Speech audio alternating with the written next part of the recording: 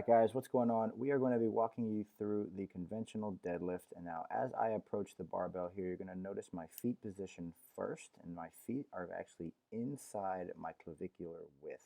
Now the second thing you're going to notice is that my toes are angled out slightly, so I'm abducting my toes as a means to open my femurs just a tad bit, which is going to recruit my glute medius and allow me to have more stabilization over my hips. The second thing you're going to see here is me actually driving my humerus back towards my butt, locking my arms, and then pressing the earth away from me. Now the reason we're doing this is because anytime the humerus pulls backwards towards the posterior side of your body, it's going to lock your lats in.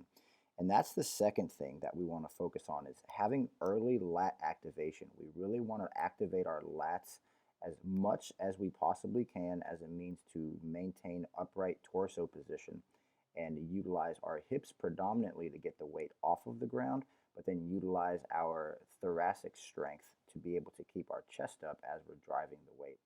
So what you're going to see here is a diagram from a long arm deadlifter versus a short arm deadlifter. Now the short arm deadlifter is at a disadvantage because he's actually loading his lower back more than the long armed deadlifter. So same view, but in real life time.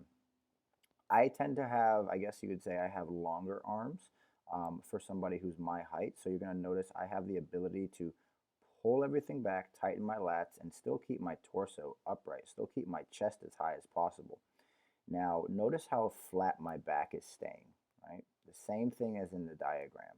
I do not want my upper back to round. If your upper back ever rounds, that means that you are losing upper back tightness.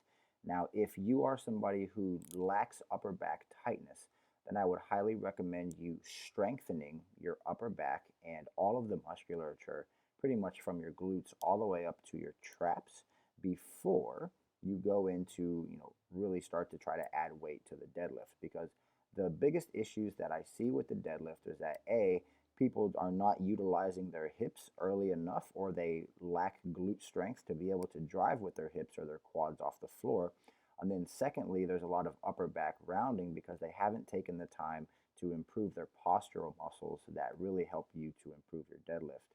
So you see here, I'm trying to execute everything as perfectly as possible with about 400 and some odd pounds. And again, one of the things I want you to focus on when you're really trying to perfect the deadlift is take it slow in the beginning. I added this clip here on the end because I feel like this is an exercise that helped me improve my deadlift dramatically. And I would say that for a lot of individuals who actually do have weak upper back musculature, this is going to be one of the best exercises you could possibly do to help bring in your deadlift, because there's direct focus on the glutes, the lats, and your erectors.